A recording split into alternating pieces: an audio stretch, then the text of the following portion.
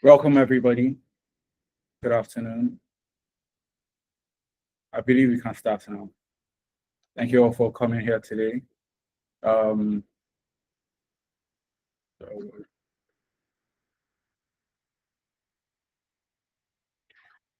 afternoon, everybody. My name is Ikechukwu Anyawasigwe, co-founder and co-director of the Illustrator Cohort. We welcome you all to our inaugural event in our series of webinars.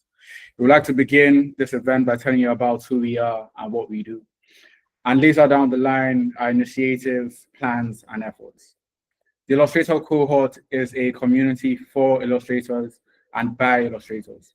Who better to aid in advocating and propelling the art and artists of illustration, but the artists themselves.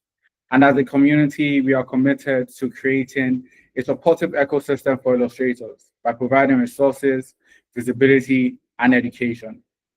We work to advance careers and make them sustainable, amplify the voices of image makers, and enhance their presence in the art community and society at large.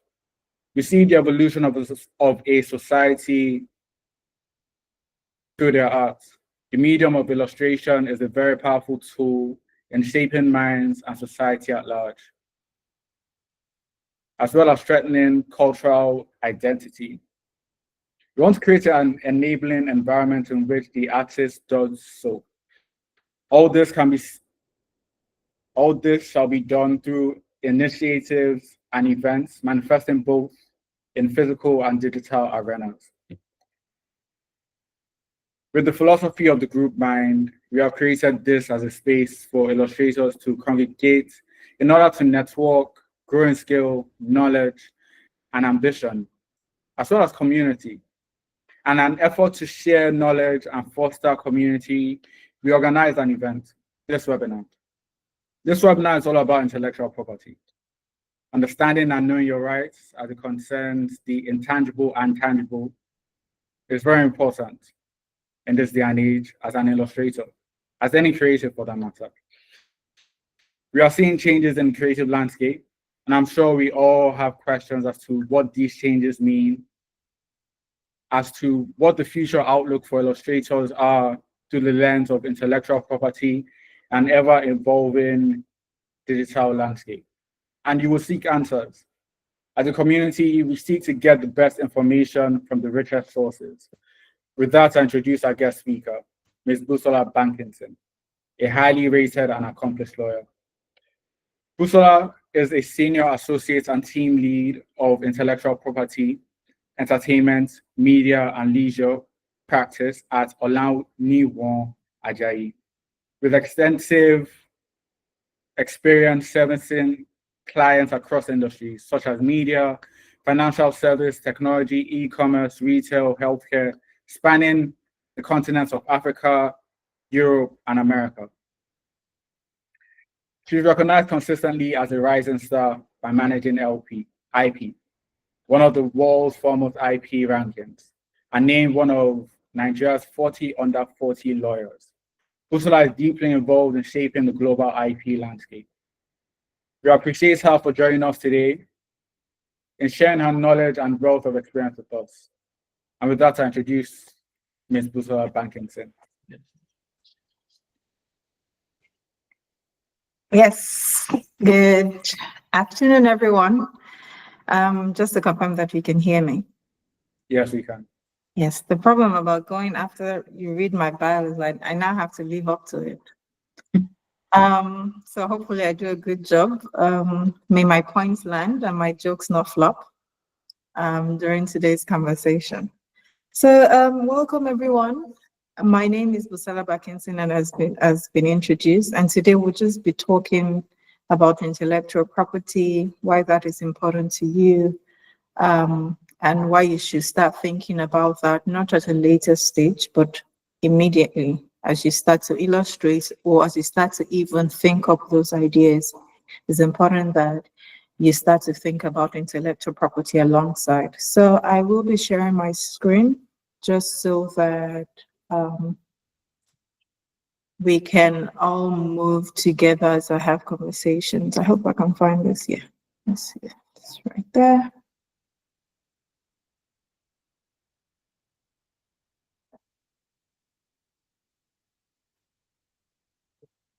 Okay.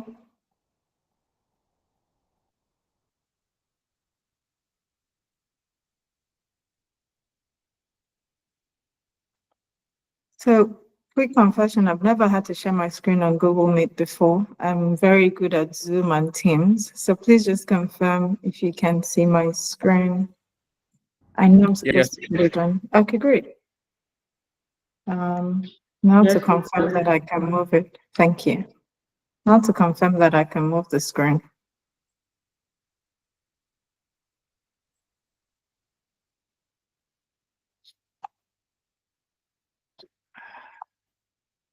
Okay, I'm not sure I can move it.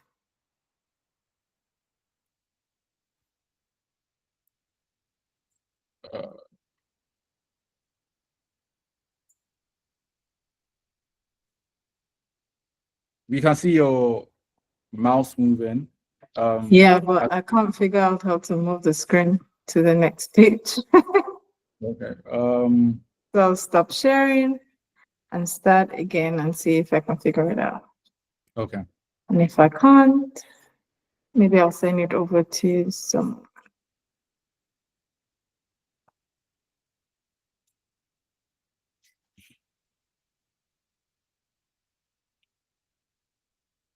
Okay, great.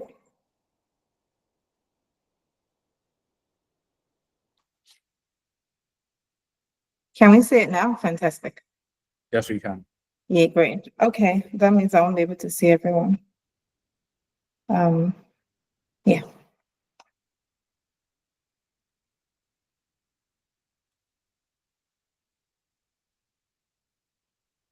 Okay, good afternoon again, everyone. And today, quickly, we'll be talking intellectual property. And what are we talking about is in this AI-dominated world, as the world continues to evolve, we can see that a lot is being done with AI. And it's not stopping at you just using ChatGPT to say something. We're now seeing, a lot of illustration coming out, as I imagine that most people on this call are illustrators. We see a lot of content being generated with little or no human effort. You just speak to some AI, technology, and then it generates quite a bit. And what this AI technology is doing is leveraging on what already exists. So it's not like it's bringing something from out of space. And so it's important for us to start to understand why it's important that once I put something out there, there's the possibility that an AI can get hold of what it is that I have and then use it to create something new or something close to what I already have. And so in terms of protecting ourselves, what are the things we should start to think about? What are the things we should start to put in place, and not just you putting out work, but also making sure that the work that you put out is exclusive to you and that you can lay claim on exclusively to those rights against third parties including an AI technology. Because again, people own this AI. So it's not like it's something that, doesn't have a proprietor. And so quickly, I've done a little introduction. We'll look at ways in which illustrators can protect their work in this AI-dominated world. What is the future outlook for illustrators? We're not just speaking to now, we're speaking to what is my outlook going to look like in 10, 20, 30 years, because I need to start evolving. I'm not going to be, you can think about many products and many services that were stuck in yesterday. They thought they were already evolving, but they didn't. So we can think about the BlackBerry, we can think about Kodak, for example, that didn't evolve with the time. And so every proprietor, everyone who has birthed or created something needs to start thinking ahead. You're not just going to be thinking about now. You need to start thinking that if something with the way the world is going, if there's a shift this way, how do I shift with that?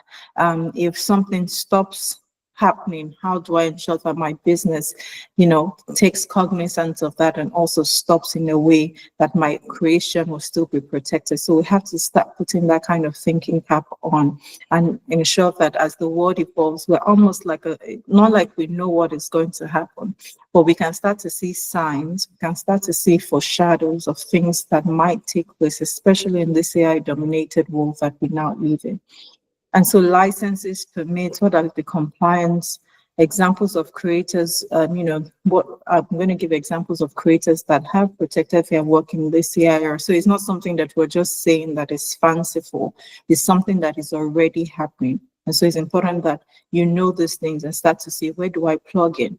Where do I plug and play? Who can I glean from to be able to understand even what I am doing? So final tips and takeaways, for example, I think I've talked about how, when in a world where digital and algorithm is what is driving the world now. And so even as illustrators, we tend to face, such challenges, especially with intellectual property, because what is happening now is even in different jurisdictions, even in developed countries and emerging countries, there's still the whole class, there's still that shadow as to how do we even treat AI, because our laws, most laws haven't caught up with it yet. Because when there's a law made in 2024, in 2025, we see another shift in the AI. What was AI 2023 is different from what is AI in 2024, and 2025 is now seeing a whole different thing.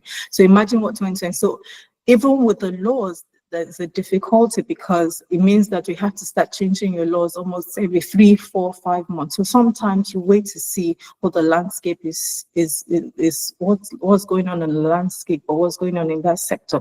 But whilst you're waiting, things are happening. People are creating, people are copying. AI is doing all the things AI is doing. And so there's an issue as to how do you even protect? The laws don't speak. They're not clear-cut laws that speak to if you take my work and put it in NFTs, if you take my work and put it in meta space, what happens? And so what we lawyers are beginning to do is to find ways around it. Just look for things in which you can adopt multi-pronged approaches that you can adopt to ensure that at the very least there's protection over your work, or the extant laws, that means the laws that exist. How do I take advantage of those laws to ensure that at the very least I have some form of protection and I can stop? And so that's what I want you to also, throughout this conversation, to start to think about as you think about the work that you have created, to think about the work that you have birthed. How do I protect myself even with what is currently available? So it's not to say that, oh, there's still laws in place, there's still laws that are happening, why don't I wait? Because whilst you wait, a lot of infringement is happening, a lot of innovation is happening, and so you don't want to be caught up on the wrong side of it. And also, as you use AI, what are the limitations? What should I be thinking about when I'm using AI as well to illustrate? How do I ensure that I am not copying? And to even say using AI, because there's some instances where you use AI and the work does not belong to you. It doesn't matter if you put in 100 kind of prompt to it and say, oh Lord, I put a lot into this. The work should, there's some instances where it wouldn't belong to you because you have used what already exists. And so we'll talk about, what already exists and the copyright, the trademarks and things like that. So it's important to have, those conversations so that at the end of the day, you ensure that whatever work that you have put in, whatever effort that you have put into the work, you truly own the work and is exclusive to you. And you can stand with that work against third parties. And so this presentation is just going to explore the different ways we can protect our work in this landscape. We would reference, the different types of intellectual property, the copyright, the patents, the trademarks. We'll look at what obtains as well globally quickly. And then we'll just look at what are the forward-looking approaches and strategies that we can take to maintain creative control over our work, secure proper attribution. So what does that mean? It means that I have the right to be named or to be recognized for my work, and then to ensure that you continue to have recognition for that work. And the most important thing is the remuneration for the original work. I mean, some people do it for passion, but even those that do it for passion wouldn't mind making something out of that passion. And I'm sure everyone on this call, the reason why you started out, being passionate about it, but at the end of the day, you still want to make profit, if at all, just to keep going and just to keep putting that work out. You want to make money. And so that is so important, to ensure that I have those rights and I can make money from those rights, meaning that I can franchise it, I can license it, I can outright assign it and say, you know what, I'm tired, or I want to move on to something else. And so, I just assign this work. All the Nokia phones that you see today has nothing to do with the Nokia company. They license that name Nokia to a Chinese company, and for every Nokia phone that is being made, Nokia gets a percentage of it. They don't have overheads for Nokia phones. They don't care about the technology, but because they have built the name over time, and they're able to do that. Many of the KFCs that you see is not owned by one person across the world. So they're KFCs across the world. So it's not one person that is coming to Nigeria, going to India, going to England, to set up a KFC fast food restaurant. There is that they're able to franchise that name with the different, guidelines that they have set down, and they're able to make money from that. So those are the things that can happen even as your work, your illustration can be used by, a company all over the world, and you can get money from that, where they, whether they're using it in a book, whether they're using it as for advertisement, different things that they can use your illustrations for. But as a starting point, you have to ensure that, yes, you actually own the work and you can make money from it. So what are the different ways illustrators can protect their work in this AI-dominated world? Not only even in the AI-dominated world, what are the different ways that you can protect your work as an illustrator? And the first, most important that I would say for illustrators, especially because this has to do with literary and artistic works. Are there other illustrators that do something different from artistic and literary works? Not to my knowledge. This is a question. I think that's what it covers.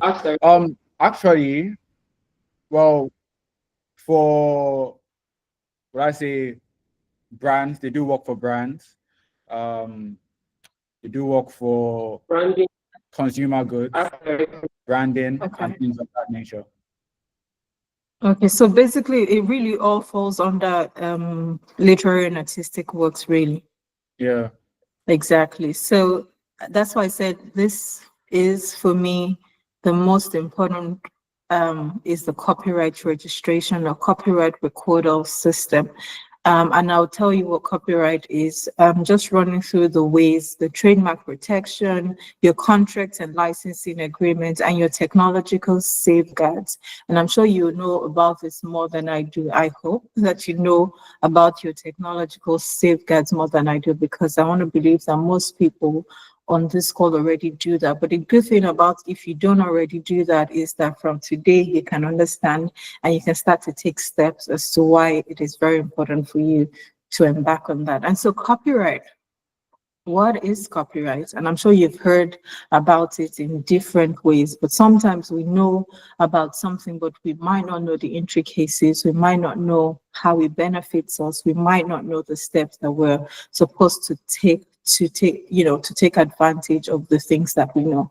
And that's why, kudos to the Illustrators Cohort for putting this together, so that you leave here today informed, and not only informed, but as they say, knowledge is nothing if it's not acted upon. And so if you have that knowledge, make sure that as you leave, please act upon that knowledge.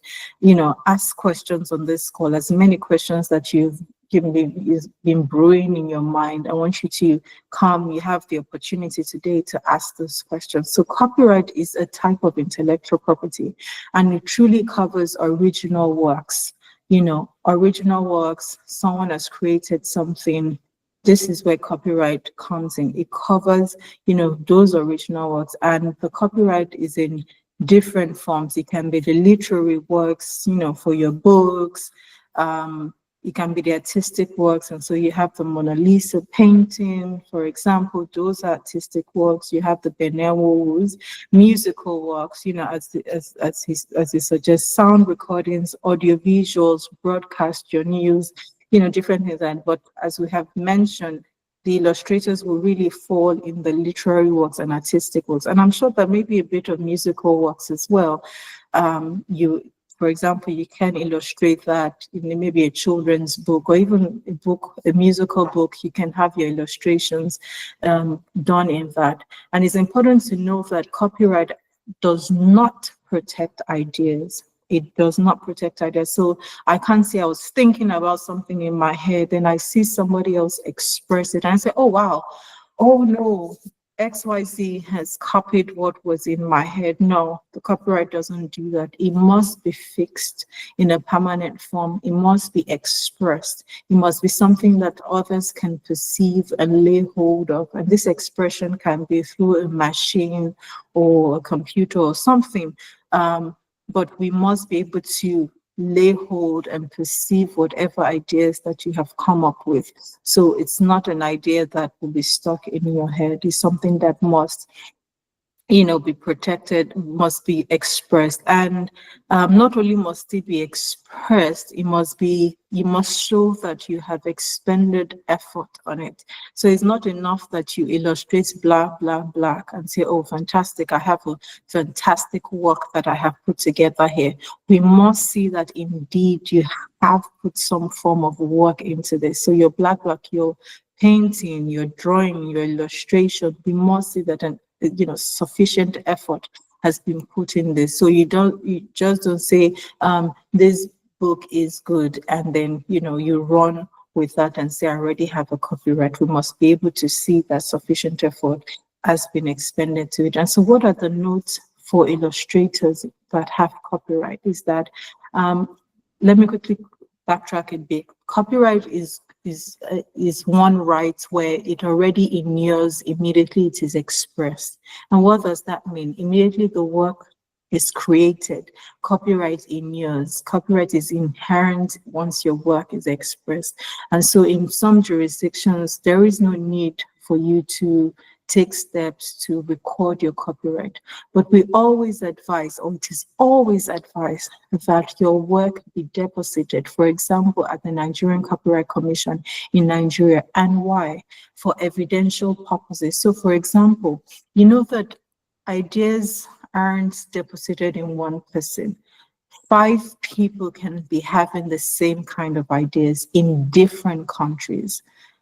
Or even in Nigeria, for example, sometimes you see a book and it's just so similar to another book. And trust me, those people have never come in contact with each other. They don't know about each other. So it's like it's not like someone copied another person. This is really an honest kind of 2 books are existing that kind of speak to the same things. And so why it's always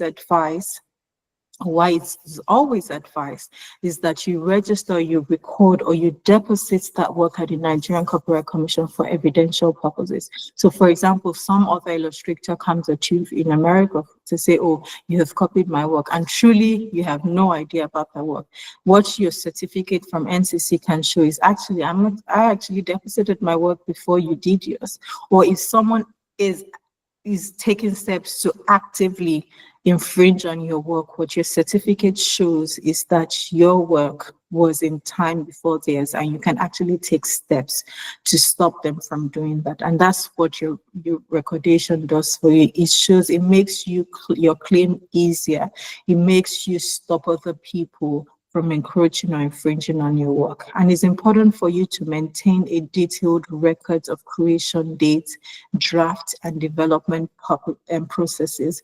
That is so key as well because of, enforcement. And that's why you see some people signing most times their name and the date of their work. And I want you to also take that, as you process your work, make sure that you have a detailed record of the creation dates, your draft, and your development processes. And make sure you use digital timestamps and blockchain technology. This is where, again, technology comes to play, even in this AI world that we're talking about, is that you use timestamps, blockchain technology to authenticate the originality of your works, and metadata, digital watermarks. There's so many free ones out there that you can use to help and track and identify unauthorized use online. So I want to believe that many people are already doing that, illustrators on this score.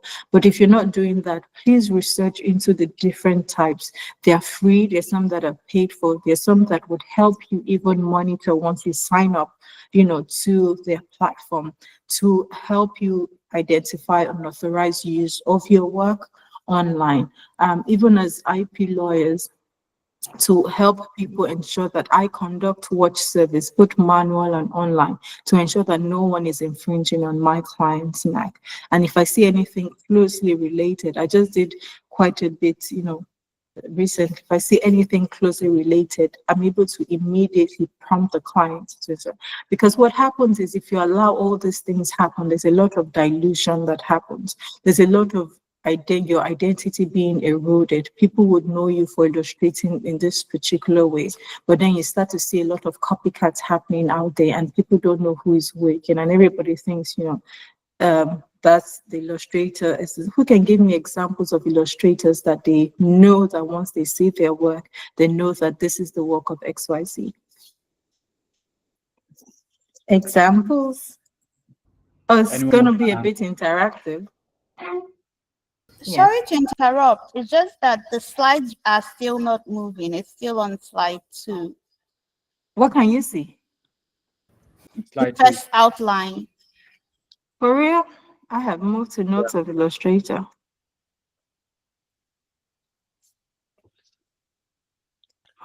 Wow. I have moved way past there. Is it moving on you? Is it moving on? No, it's still on the same slide. Okay, so I have to stop sharing.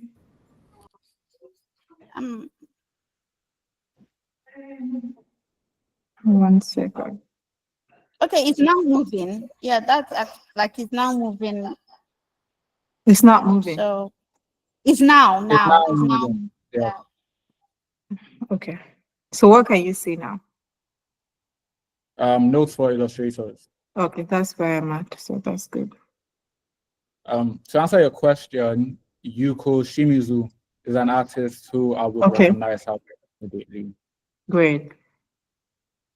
A very distinct style. Okay. So what's distinct about this style, if I could ask? You can see her process. She uses ink, Okay. and she has made it. You can see her process and her strokes that is very representative of her work and ideas. That's something I can say. Yeah. Right. Fantastic. So I can just imagine if people, started to just go through the same process, release the same kind of work, then there is nothing distinct about. You said her name is Yuko, right? Yes. Yes, there's nothing distinct about Yuko any longer. There's no value she's even going to get from the kind of work that she puts out. And imagine if she, because of her exclusivity, she's able to put a particular kind of price on that exclusivity. And then someone starts to just do different kind of knockoffs. You even see that in terms of luxury goods or in terms of the day-to-day things that we get. If people start to do different, there's really no value to that exclusivity. So all that work that she has put in. And so that's why it's important that you don't just sleep on your rights, is what they say. Start to take steps. There's a client that I used to work for, Red Bull, and it would look like they're so aggressive, but I always tell people that I totally understand why they're that aggressive. If there's anybody that has a Red or a Bull in the name of their drink, their energy drink, Red Bull is going to go after you. Whether it's a Bull, whether it's a Red, whether it's a Red knock or whether it's whatever it is that has a red or a blue or is close to their color or their logo in any way, they're just going to come. They don't want anyone having that kind of name in the same market. And that you can understand why. Because when people start like that and you start to allow, people then start to stretch what it is that they can do until you see someone come up actually with Red Bull. And so that's why it's important that you don't sleep. You start to take steps immediately and you start to stop whatever it is that is closely related to yours. So I've moved the slide again just to check that it moved on your end to trademarks. Yes, it did. Okay, good. I guess for slideshow it's not moving. Okay, so we're good on copyright. Does anyone have any question before I move on to trademarks? So I'm If you have good any taking questions, questions. Yeah. you can Before I either move on to raise your hand or put them in the chat. okay. Okay. So I can't even see the screen. I can only see my slides, so I wouldn't know if someone has raised their hand. If they do, I'll let you know. Okay, great. So trademarks quickly. I always say I call trademarks identifiers is what I call them. And why I call trademarks identifiers is that because it is a sign that really distinguishes you from another person, whether they're in the same business as you are, whether they are not in the same business as you. It's just a sign that makes them know that, oh, I'm going to this person, I'm not going to this person, or a sign that allows people to know that once they see orange, once they see purple, once they see blue, once they see the swoosh sign, they know that, oh, this belongs to Nike. Purple belongs to Cadbury. Blue, this type of blue belongs to Tiffany. This orange building definitely belongs to GT Bank. All of those things are signs that distinguishes you in your market, in your sector, and even distinguishes you from your competitors. So I'm going to ask a quick question. Who can describe their favorite chocolate to me without mentioning the name of the chocolate? I just want you to tell me about the chocolate, maybe what it's made of. You can tell me about, the packaging, but I don't want you to mention the name of the chocolate at all. Who's good to go? Anyone good to go? Rita? Rita, yes. Okay, so can you hear me? Yes, Yeah. very well. Okay, so it's gold.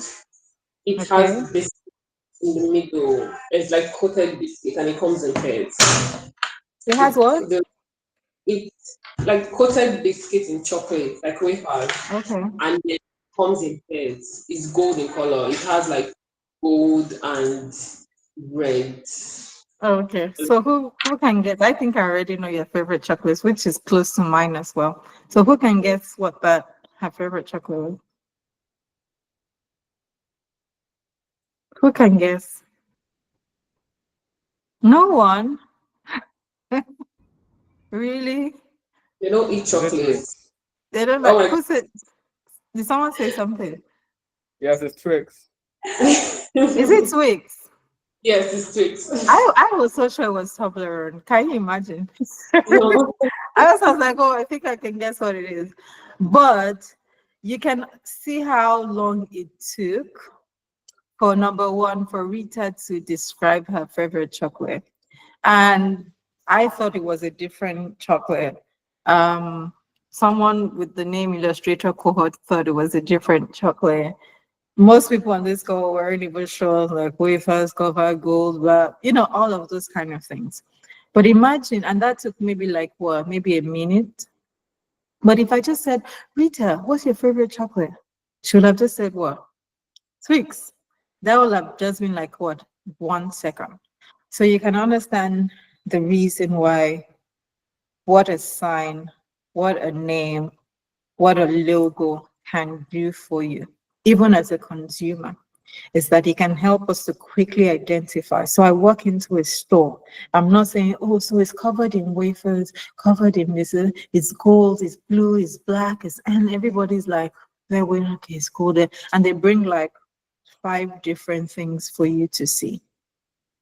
So you see why the importance of you having a name, a brand, a logo, a sign that would distinguish you from your competitors, help your consumers to identify you. That's why I always call it an identifier.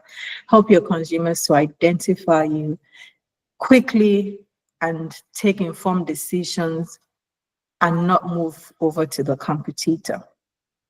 And so what are the importance of a trademark? We've talked about it, as a source of identifier. Then it protects your goodwill as well. You don't want to put in so much effort, build a brand, and then because you have no name, because you have no identity, all of that is not protected. All of that, nobody knows about it.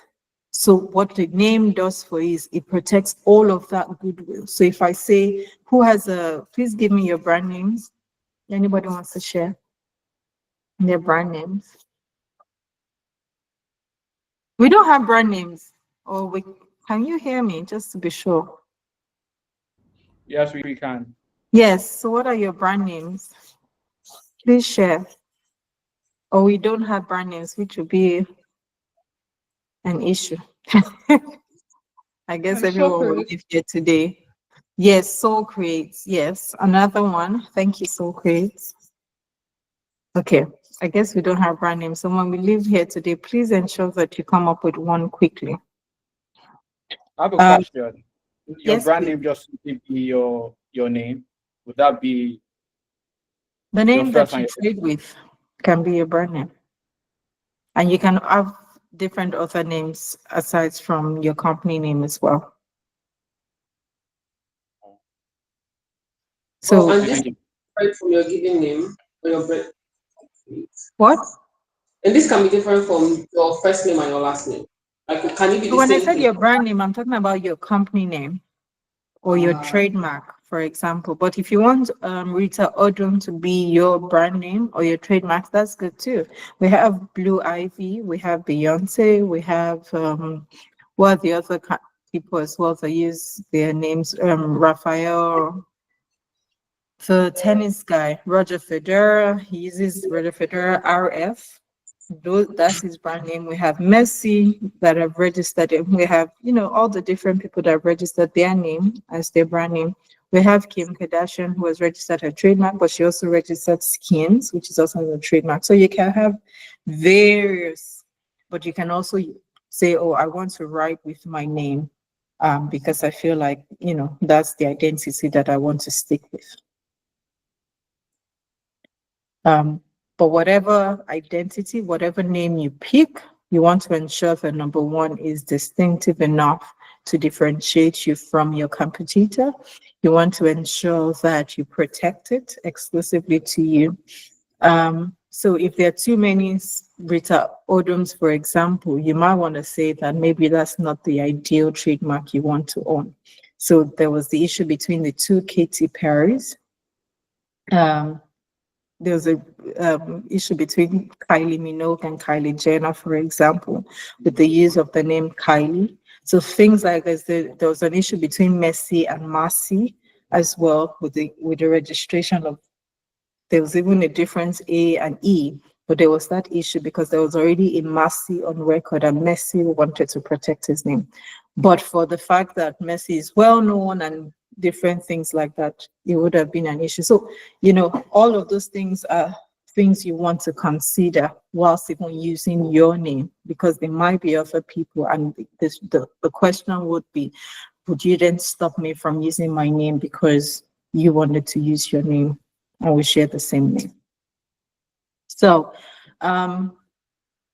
again, it ensures economic efficiency to maximize wealth. It prevents consumer confusion, which we already established on the call when we talked about, describing your favorite chocolates. I can easily walk up to the store and say whatever it is I want without having conversations. And then it ensures commercial morality as well. So between the consumers as well as the proprietor of the work. Just to check that it's moved. Yes. to note for illustrators. So under trademarks, what are the notes for illustrators that is important here? And then the first one, as I talked about, is that you have to file the trademark applications for brand names and the unique identifiers.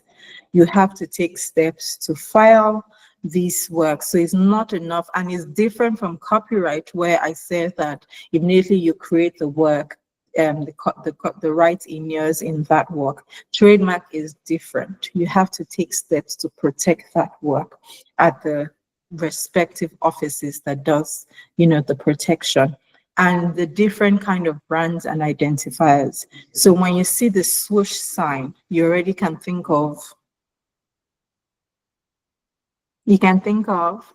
Nike. exactly, you can think of Nike. If you see the Arthur Guinness signature somewhere, you can think of, for those the drink. I already mentioned the name. If you see the signature, the Arthur Guinness signature, you already know that it belongs to. Guinness Stout. Thank you. And so many things that if you see the man with the big bucket of chicken, holding on, you can think of KFC and different types without even seeing the name of the brand.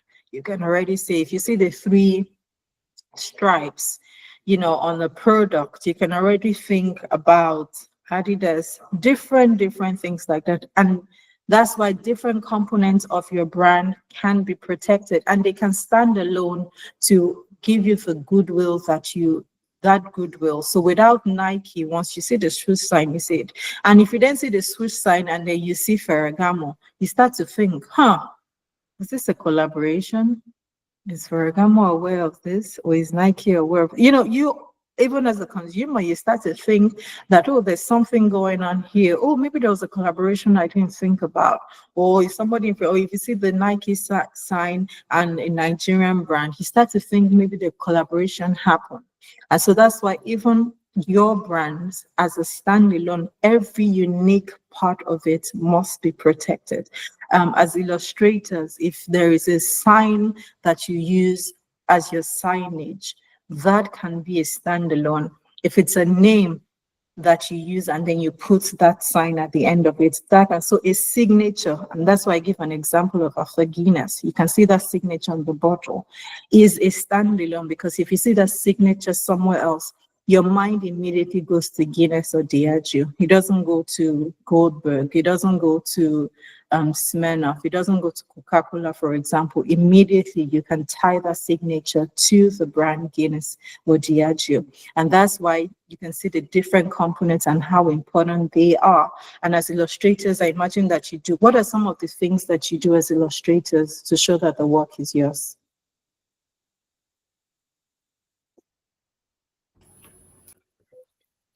Sign the work.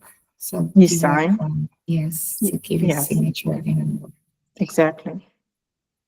Some other things. Mm, Will I be right in saying publishing it on your own platform, for example, Instagram, without immediately give you a copyright of it? You said what?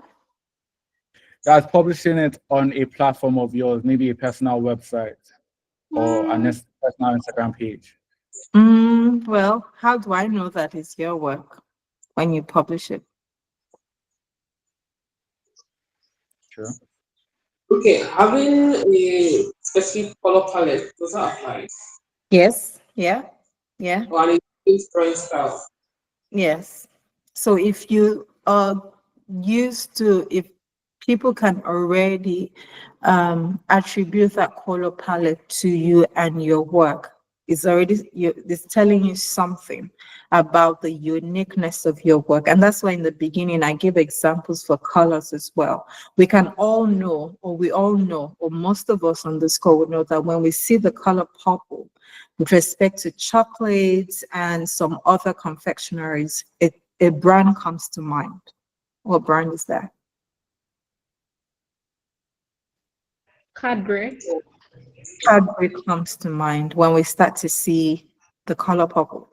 For jewelries, for rings, for all of that, if we start to see a particular kind of color blue, is it blue like? I think some brand comes to mind. Anybody? Tiffany. Tiffany comes to mind. If we start to see an orange building in Nigeria that is in the financial sector, a brand comes to GT mind. Bank.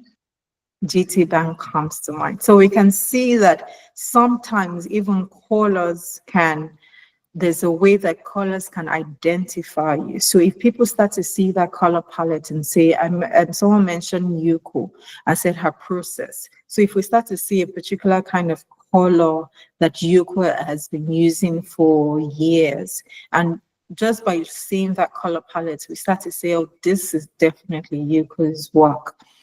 People, that already tells her that there is an identity that she has created, and that identity is something that she can take steps to. I believe Yuko is female. I don't know why I just went to she straight. And then that color palette is something that she can protect. So yes, you can start to think in that way, that this, and you can start to build on that, that my work, my illustration is going to follow this kind of palette. And that will be the goodwill that you build over time to be able to differentiate yourself in this sector and in this space. And so using consistent branding across digital, again, in fact, I didn't remember that was the second thing.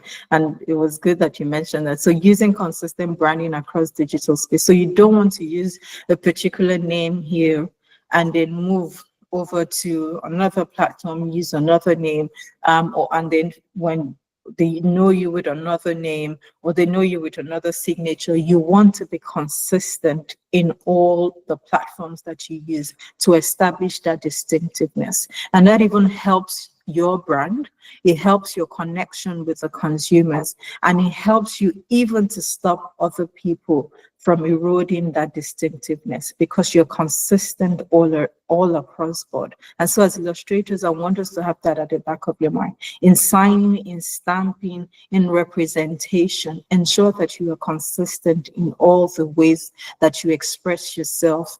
And this is not in your illustration, but this is in the identity that you're trying to build and that you're trying to express and you want consumers to connect with. And that's some of the things that people miss. They know us for XYZ here, but in another room we're known for this. And so no connection, no distinctiveness. There is no brand that you're pushing out there. And by ourselves, we're actually diluting our own brand. And so it's important for us to note that. And then you should put something in place for monitoring infringements, because there's something as sleeping on your rights for too long. So if I continue to use your name, I continue to use your signature for years and years and years, and then you wake up, maybe there's a funding happening or investors are asking questions, and then you wake up some years after and say, oh, this is now time, I would like to take steps now. There's something as to, oh, you've been fully aware of all of this going on. And it feels like you're very comfortable. In fact, it doesn't look like there was any damage to your reputation or there was any damage to your intellectual property. And so if we think that it can continue in that way because you haven't shown that this has in any way eroded your rights. And so it's important that you put steps in place. And I mentioned earlier, there are AI tools that you can use for this. Please, let's do more research. And there are, platforms that we can use to ensure that people are not just taking our work and using it as theirs or using our name or using our, identity. There's something, as we all know, identity theft. So it's important for us to know that. Any questions before I move ahead? No. Thank you. I just hope that, we're understanding the importance of all of this and we're taking, and bells are already ringing in our heads as to, okay, there's some things I'm not doing right. Oh, right, I'm actually on the right path. And that is good for me to know, and I shouldn't be worried. Contract and licensing agreements. This is important for illustrators because most of the time, I want to believe that maybe about 80% of the time, and correct me if I'm wrong, your illustration is being done for a third party. So it's either you've been contracted to do the work, maybe you belong to, you know, an organization, and that is part of your job description to produce something. That all of that is, I imagine, most of the things that we do as illustrators, or maybe you're freelancing and you put things out there just for people to enjoy or for their reading or for their viewing pleasure. It's important that we understand the contract and the licensing agreement.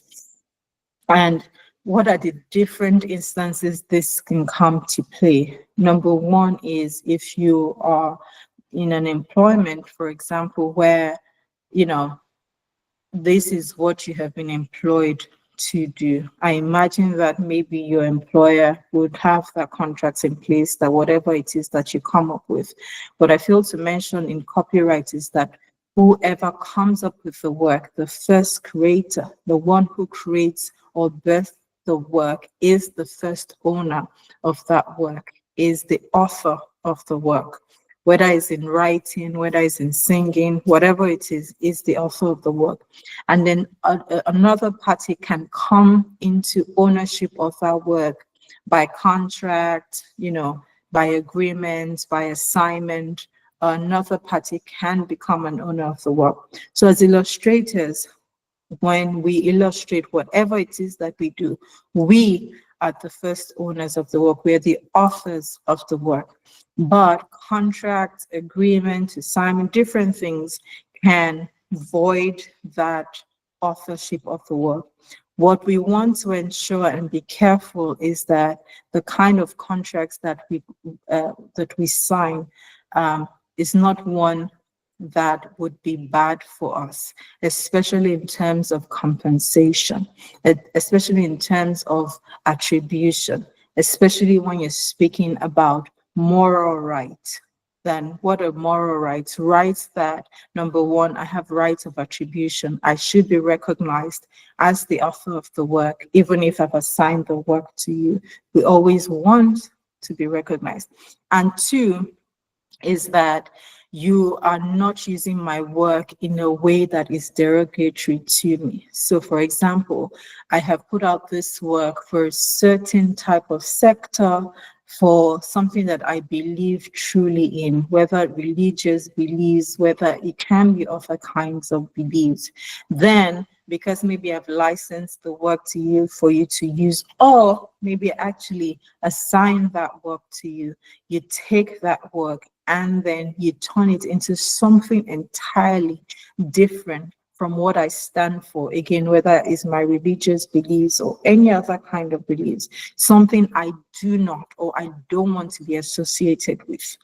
And so if the right contract or the right clauses have not been included in such agreement, there is little or nothing that we can do about it. And so that's why those contracts are important. Compensation wise, if you're going on a royalty basis to say for every time the book is sold, I get a 10%, or for every time the book is adapted, for example, or adaptation right. So J.K. Rowling, for example, all the movies you see, all the themed parks, or all the stores that you see is not owned by J.K. Rowling, who is the writer of Harry Potter.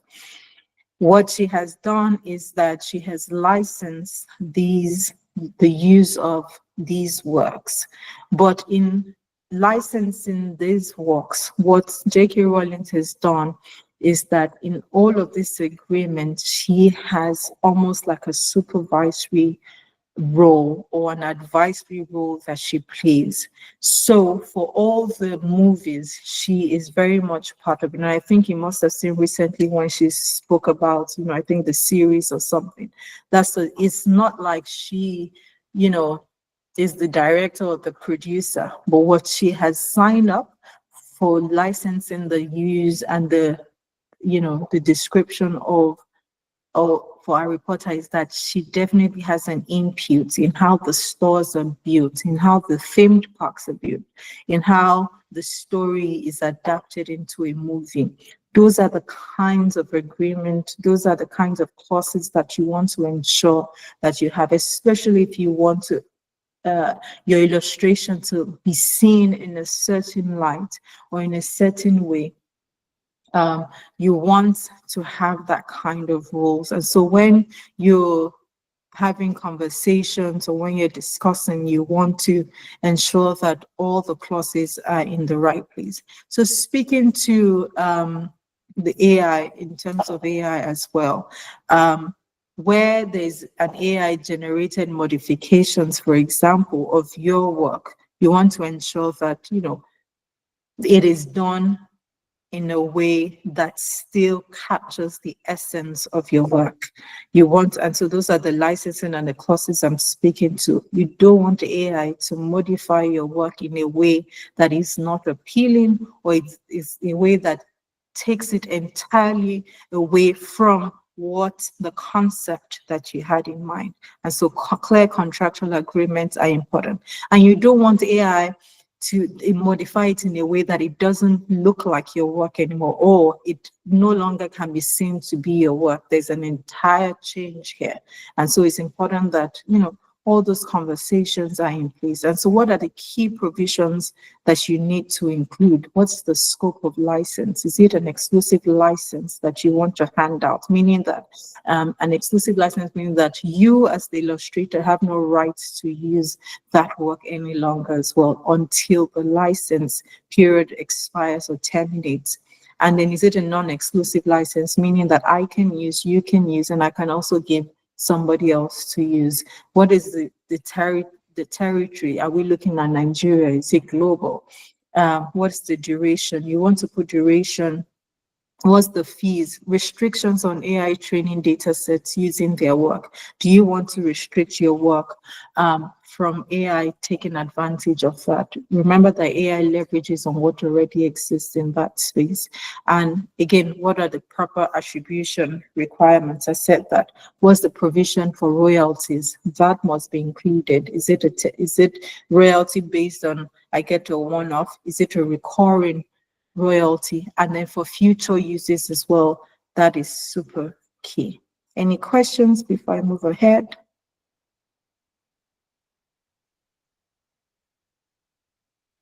Okay, any questions? Yes. You spoke about some kind of rights that we can apply to AI. Is there, I don't know, a department or something like, who are we having this conversation with? Still with our clients, or something that we Which probably, conversation now? okay, the rights about AI in regards to Okay. AI, whether AI will change your illustration entirely. So who are we having this agreement with? Is it with the NCC, or Okay.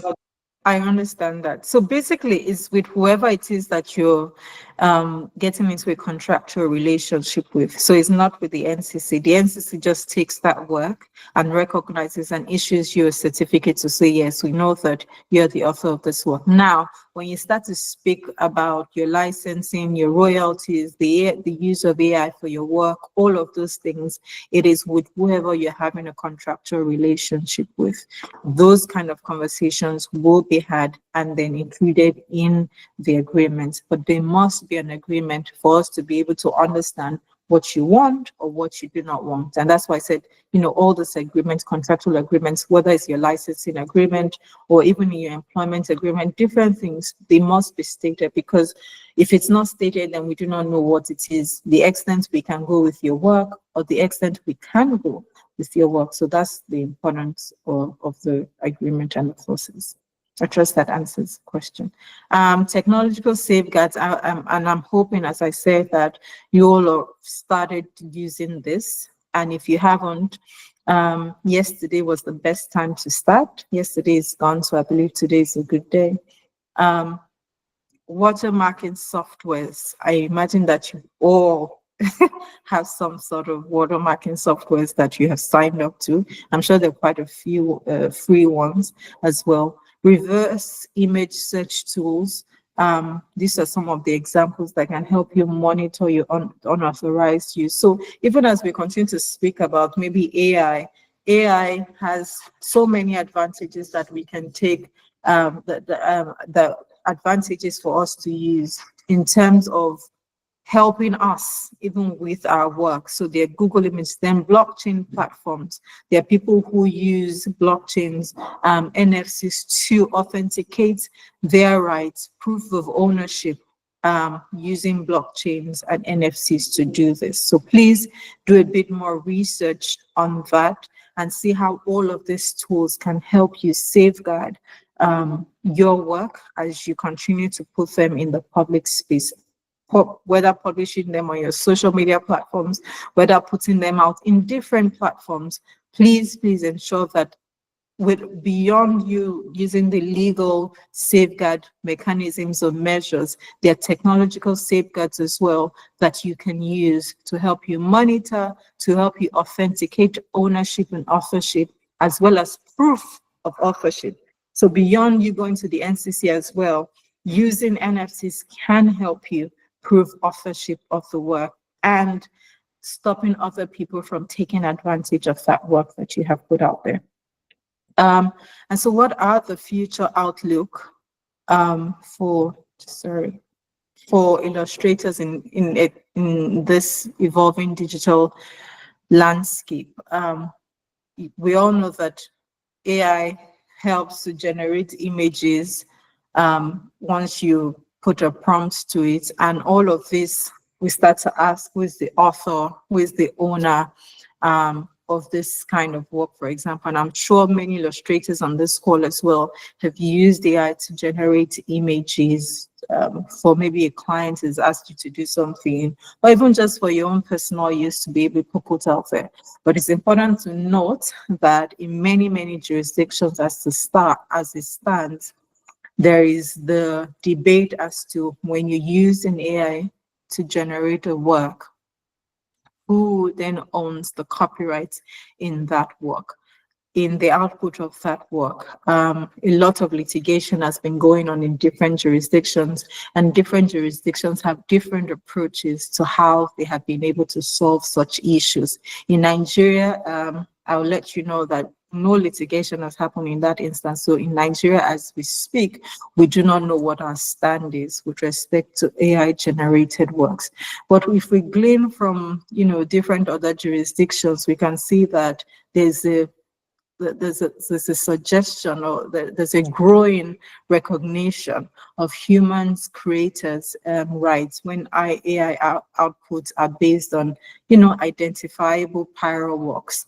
So if, for example, from AI generated works, I can see that there is a resemblance, or there is something, it has been, it's premised or is based on a work that already exists, which was a human efforts kind of work, then we can start to see that there's some form of copyright infringement that is already happening there.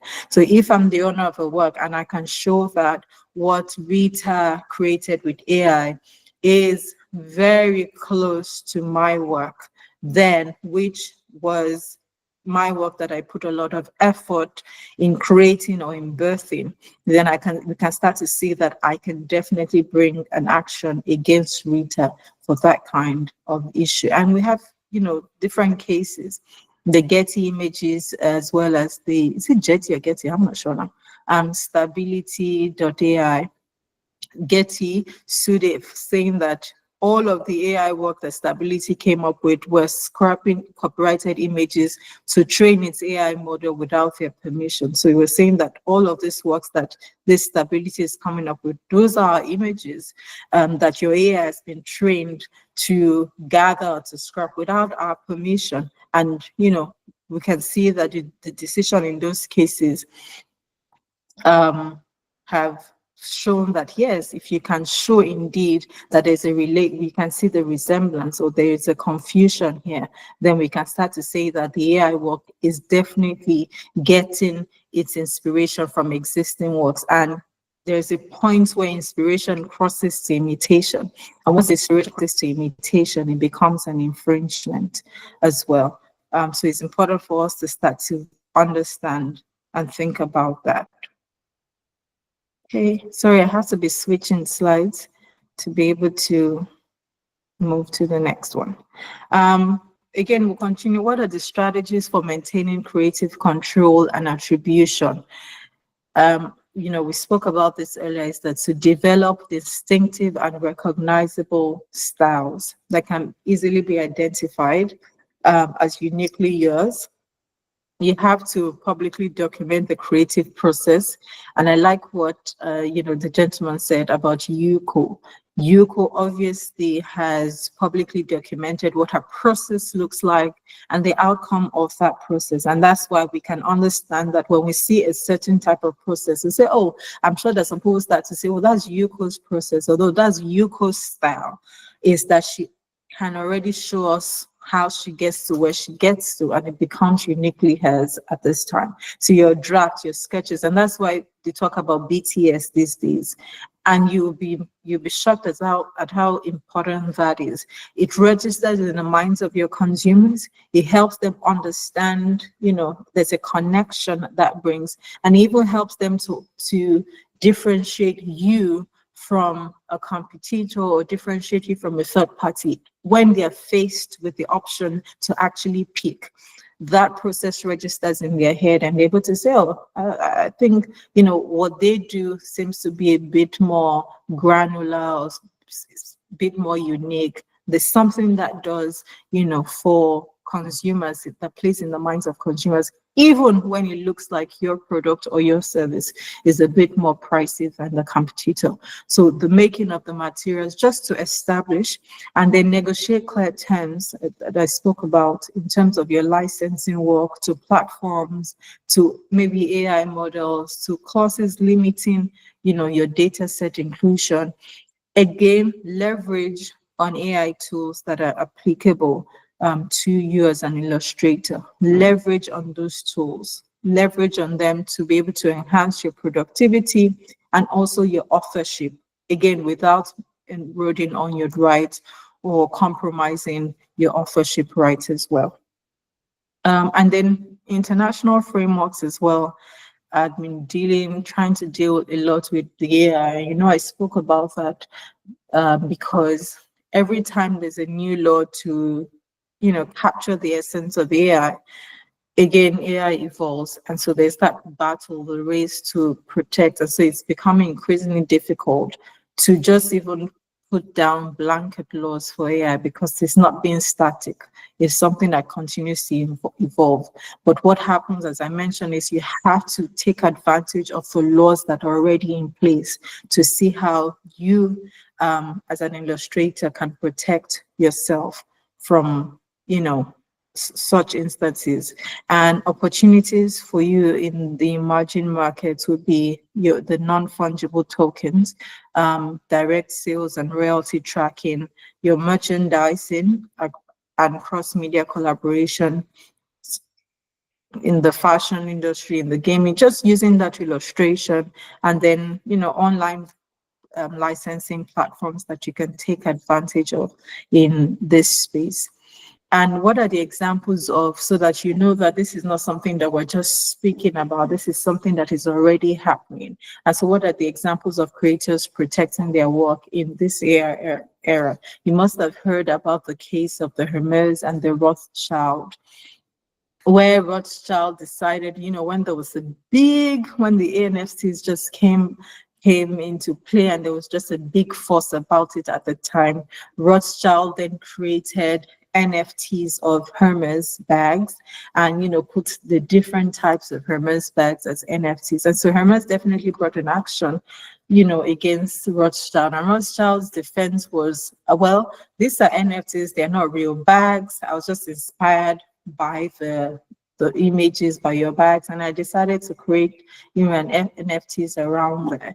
And what the court held that, well, you could have created NFTs of different other types of things, but you using the Hermes bag, you've used the idea, you've used the shape, and it is a copyright infringement and even a trademark infringement because you've used their name and you've used, it's a picture of what already exists. And so whether it's is a digital representation, whether it's a physical representation, what you have done is you have taken, remember, you know, when I was talking about what already, if your AI is based on what already exists, then there is a problem there.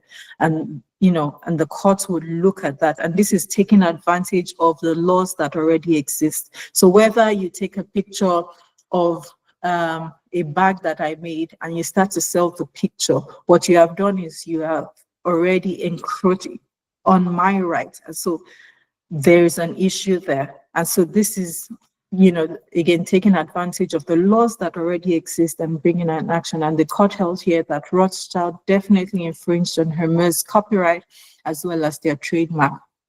In a Universal Music Group, I don't know if we heard about I think it was the Drake and the Weeknd, where AI started, they used an AI to make Drake sing or Weeknd sing a particular kind of song, and UMG brought an action against, you know, these people using the artist's voice to sing or to sound likeness and all of those things.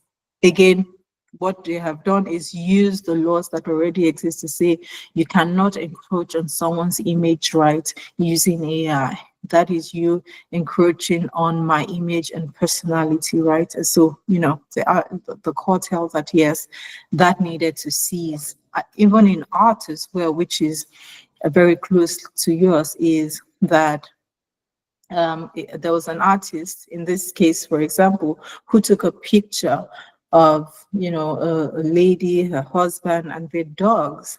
And he was a lovely picture that everyone thought was beautiful because of the arrangement and the setting. And there's another artist who then decided to use that same image, but did an AI generated one of it and started to use it for Christmas cards and different things. And the court held and said, no, because you used AI to help you do a prompt or to put the data sets together, all of those things, that doesn't matter at all. There was already a work in existence, and what your AI has done was to capture the essence of that work. And because it has done that, it has infringed on another person's copyright in the work. And so that will be very important, you know, for you as illustrators. And in the movies as well, what we're seeing is that movies, producers and directors are beginning to use blockchain to secure distribution of the digital work. But now piracy is very strife across the world. And so what this blockchain has done is to reduce piracy and ensure attribution to the right owners of the work. And so this is me concluding. There's a lot of intersection that is happening, especially in the AI and the creative industries. And that means that there's a lot of vigilance that is demanded of us as illustrators, and a lot of different approaches that we need to adapt with respect to intellectual property protection. If it's the traditional way of the copyright, of the trademarks, of the contracts and the licensing and the agreements, or even if it's the technological safeguards that we must adopt, but we cannot just sit and watch and allow things to happen. So for you as illustrators, you need to combine these legal safeguards, the tools that are available technologically, the laws, the framework that are available. You need to combine this to ensure that, you know, you safeguard your creative integrity and secure long-term economic benefits for your work. So thank you very much for listening. I will take questions and answers now if there's any. Thank you very much, Busola. We appreciate you and sharing everything you said. Like, to be honest, there are a lot of things in which I have to consider myself that I did not even necessarily consider. Like, even with the signing of your name, I used Yeah. to do that. My dad always told me since I was young, sign your name on your work, put your date. Yeah. But like once I got into university, I was like, people know it's me. They don't need to do that. But it's something that I'm doing right now. Yeah. If anybody has any questions, please make it known. If you don't feel comfortable talking, you can put it in the chat and we would say it out for you. I do not have some questions, so you guys can go before me.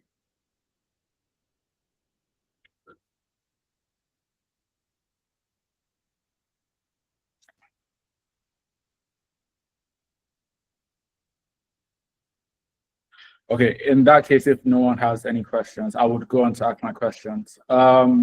So in commissioning an artist now, is it appropriate to tell them you may not want their signature on the piece as it may disrupt the ideas you have behind putting out that type of work for your brand?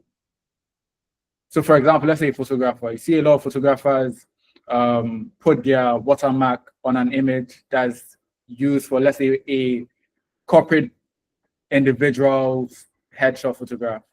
But when I see that, I don't think it looks appropriate in having that. Is it the right of the photographer to have their watermark over that image? Okay. In fact, under copyright, the kind of rights the photographer has is very unique. I don't understand it myself, but I guess there's a reason for that. So before I answer your question, I will tell you the kind of rights the photographer has under the Copyright Act. So under the Copyright Act, the photographer, if I commission a photographer to take a picture for me, whether of myself or maybe of something I want to use, they have a right to the extent that I can use the work for whatever it is that I commission them to do it for. But beyond that, I can't use the work beyond that. They have the rights to the photograph, whether you commission them or not, and they can continue to use that photograph for the things that they want to use it for, although in line with whatever it is I commission them for.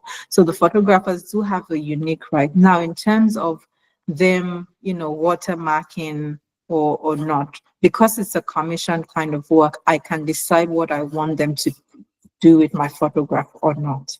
So I can decide to say, well, I do not want a watermark over it. So it's a commission-based work. An agreement can, speak to the things I want or the things I don't want. But I cannot stop them from using the picture even after they are the rights owner to that picture. And so I can't say that, that the picture now belongs to me. It belongs to me only to the extent of what I have commissioned them to do. And that's why you see some photographers, for example, Jennifer Lopez is being sued for using a photograph of herself that a photographer took without permission. And we've seen that happen many times, that a photographer's picture is their picture. But in terms of watermarking and the likes, I can, based on contract, say, I don't want you to watermark it. This picture is just for this purpose, XYZ. Okay, all right. We have a question from Ife Okunu. The person said, in the case where someone brings an idea and the illustrator draws it, who owns the rights to the IP? So Sorry, take that again. So in the case where someone brings an idea to an illustrator and the illustrator draws out the idea, who owns the IP? Who owns the rights? Okay. Oh, so I still do. So if I commission someone to say, this is what I want, we have the conversation and the illustrator illustrates, the work, then I still do, but I still own the rights to that idea. But when it comes to the physical, and that's why it's important to have contracts in place, because they did the illustration and that illustration, they are the author of that illustration. Remember, I said that copyright does not protect ideas. It protects whatever it is that has been expressed, whatever it is that can be perceived, whatever it is that can be held or expressed through a medium. So it's not enough to say that you own or you have an idea, but was that idea expressed? And if the illustrator has expressed the idea, it means that the author of the work. What you must put in place is a contract to say that that work belongs to you. Okay. Well, a question I have, let's say it's not necessarily a formal conversation. It's more of a, let's say, two friends bantering together and the idea just pops in the head in conversation. The other being an illustrator and takes the idea and draws it. And maybe that friend sees that he's making money or getting some sort of notoriety off of it. Does the person with the idea have any legal backing? Because in that sense, if it's not recorded conversation is my word against his. Exactly. You've answered the question, because truly, how do we know it was your idea? Is a she said, he said kind of situation. And so that's why everything must be. But again, what I tell people is leave paper trails. So again, if we've had paper trails on serviette from a restaurant to say, we wrote these things down, and just the serviette tells us that, oh yeah, they had this conversation, they wrote it down. So leave paper trails. Otherwise, it becomes increasingly difficult to then say, who said what? Why, when did you say it? Did you tell me that? No, that's not how you said it. I walked on. It then becomes increasingly different. And I like what someone wrote in the chat box, that basically if you have an idea, just write it down. Yeah. Just write it down. A question. Yes. About the photographer and photographs commissioned. If I commission a photographer, and Yes. is it possible to retain copyright of my commissioned work if I engage him in a contract saying that whether he took the photograph of my instruction, the copyright I retain? Can that be embodied in a contract with a photographer? So photographers have the copyright to the work. That's the interesting thing about this Copyright Act. They have the copyright to their work, whether you commission them or not. You can use it in a non-exclusive way for the work that you have commissioned them to do, but they retain the copyright to the photograph. Any other question? Can them to cede the copyright to me in an agreement? That is, yes, by way of sign assignment. By way of assignment, you can assign any. So by way of an assignment, you can assign your copyright in anything. So if there's no agreement to that, then they retain the copyright. But yes, you're right, Mr. Charles. If there's an agreement to say I assign this, so if, for example, the artist of Mona Lisa comes to you and say, Busola, actually, I'm tired. Take the Mona Lisa, it's been assigned entirely to you. You can assign any copyright in your work, but if there's no agreement in writing, then the photographer owns the copyright. So yes, they can assign that copyright to you in an agreement. Thank you very much, because this is interesting information to have. Yes, I it know is. those say if photographer my photo, na ain't get them. Yes, and they can sue you for it. And we've seen that happen many times. And that's why you see that even Getty Images has sued so many celebrities for, they take their pictures at an event and the celebrity is happy, they take really nice pictures and post it on their Instagram. Getty Images can sue them, and Jennifer Lopez is facing one of that. Can sue them for posting their picture because the copyright is theirs.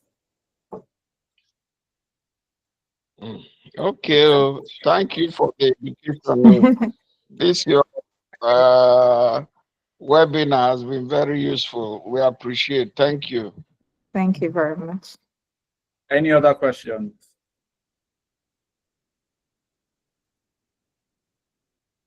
Any?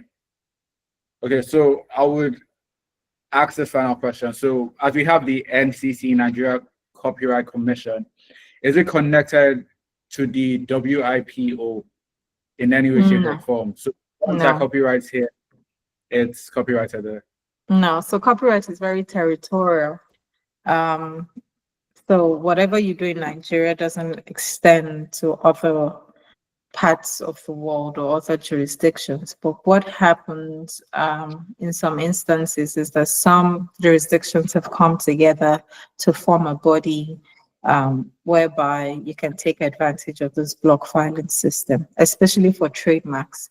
I'm not sure for copyright how many countries have done that.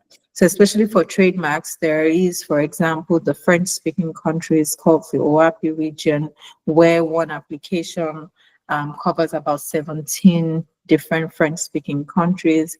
There's the ARIPO that covers the sub-Saharan jurisdictions, where you can designate there are 22 countries that have come together, but because of laws and things like that, only a few has ratified the laws. And so you can only maybe designate about 6 to 8 countries. There's the WIPO Madrid system that has almost about 160 something countries included in them, where you can also designate these countries so what Madrid is administered by WIPO, and so there are these different bodies that you can take advantage of. But I guess the short answer to your question is that IP is very territorial. So one thing you do in one jurisdiction would not cover you in another, except you take steps to protect in that jurisdiction. All right. Okay, noted. Thank you again, Wait a Bisola. question, please. Yes. In Okay. line with your answer, Yes. let's say a book like Things Fall Apart or very popular novels or works, if it is copyrighted in Nigeria, can it be plagiarized in other parts of the world? From your answer, it looks like if it wasn't copyrighted all over. That's a good question. And so there's something about well-knownness of a brand or well-known of, a work. And something like Things Fall Apart would definitely fall into well-knownness. Products like Coca-Cola, for example, products like Apple, for example, are well known across the world. And so you can rely on that. And some of these treaties and some of these, laws actually recognize well-knownness. There's a treaty that has been signed. It's called the Paris Convention Treaty that recognizes well-knownness. I think even Nigeria has adopted some of the clauses in that treaty so that I can bring an action, even if I'm not registered in that jurisdiction. I can bring an action against a third party infringing based on my well-knownness. The fact that Coca-Cola is known all over the world, and we know that. And so so if Coca-Cola wasn't registered in Antarctica, for example, but because we all know how well-known Coca-Cola is and somebody decides to set up a Coca-Cola store, Coca-Cola can say, based on our well-knownness, we can bring an action against this third party. There are steps and there are guidelines for what qualifies as a well-known, but it's something that, proprietors of well-known marks can take advantage of. And we, even, as lawyers, I've taken advantage of that for many of my clients. Case in point, maybe like Dangote, for example. So if a Chinese company, which is a real case, is trying to take advantage of the name Dangote, we know that Dangote is a very popular brand. And so we can definitely use that. So Things Fall Apart is well known all over the world. And so if somebody were to write a book somewhere else, it's very easy to bring an action against them. And I mentioned that copyright inures, and you don't have to deposit it in many jurisdictions. So that's another thing you can take advantage of, is I don't have to have copyrighted my work in this jurisdiction, but I have the right. And that's what your certificates can even show, to say that I had the right since 1960 or 50 something. So you coming with Things Fall Apart, the exact content of Things Fall Apart shows definitely that you're infringing on my copyright. Thank you very much. I appreciate So thank you. Yes. Ooh, a last question from me. I thought this is Okay. the last You'll question. have 3 more minutes. So in terms of process, can you copyright a process? Or Give does me an that fall under, example of that. as I said, with the Yuko Shimizu, her process is quite distinct to her. If by virtue I paint with tea leaves or leaves, can I copyright that process and say it's a process of mine, or trademark that process as a process of mine? So we'll And start to can I look say at, yeah. It would anybody? depend. Yes, I understand. It would depend. And I'll give you an example. So if, for example, the way I make my pasta is definitely different in terms of not making cookie now, in terms of, the production or the process of making a pasta, I'm making it thinner, it doesn't break easy and all of that. That's example of a process, and in some instances and in some jurisdictions you can patent that process. The only way you can patent that process, though, is that it is a new process. It's never been in existence and it's not been in prior art. And the prior art is not just in your locality, but it's a global test. So it has never been in existence ever in the world. So you can patent that process. In terms of copyright, I'm not sure. Remember, I said copyright has to be expressed in a tangible form. So in terms of copyright, it is difficult to protect a process because we then must be able to perceive it and it must be able to be expressed in a medium. So a patent can be something that we can take advantage of because not all processes can be patentable. What some people do, but hers is no longer a secret because she shows us a process. But if it was a process like making Coca-Cola, for example, what people do is to protect that under trade secret. So the process of making Coca-Cola, nobody knows. Maybe 2 people in the world do know about that. So that process will be protected under trade secret, and that is even by agreement. So there's really no formal, laws or registration for trade secret. Is by contract to say because you are involved or you engage with this kind of secrets, you must not divulge to a third party. But hers is even open out there. So if it's a unique kind of process, it's something that maybe a patent can be considered for. Okay. Thank you very much. As I said before, we appreciate you for joining us today. And Thank you sharing so your much. I knowledge. had so much fun. Thank you. I'm sure everybody involved has learned a lot, not even a little bit, a lot. I'm Thank glad. you again.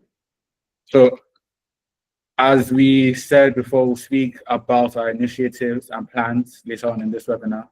And what better way to highlight that than the Illustration Festival Lagos? That's something we plan to do. But before we find ourselves there, we'll be taken to the road to Illustration Festival Lagos. And the road is paved with enthusiasm as we journey. We have stations, aka events, projects, exhibitions, initiatives for people to join in on this journey. The festival theme is breaking the gates. This comes from the overwhelming voice of artists saying that they are being shut out of conversation, information, publications, and so much more. The festival seeks to be a celebration of the art and artists of illustration, involving fairs, markets, exhibitions, installations, open for anyone and everyone to join and participate, and to experience the dynamic world of illustration up close and personal. This is one of the many initiatives we have.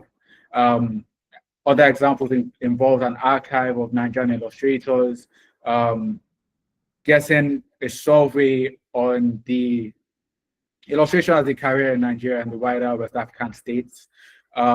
And the ways in which you can join us and follow us on this journey is by filling out the survey we have on Nigerian illustrators, so we better understand how to serve our community. Also follow us on Instagram, and we'll be launching our website in the coming dates. So thank you very much for everybody that has joined today. And I hope and I'm sure you guys have learned a lot. Thank you.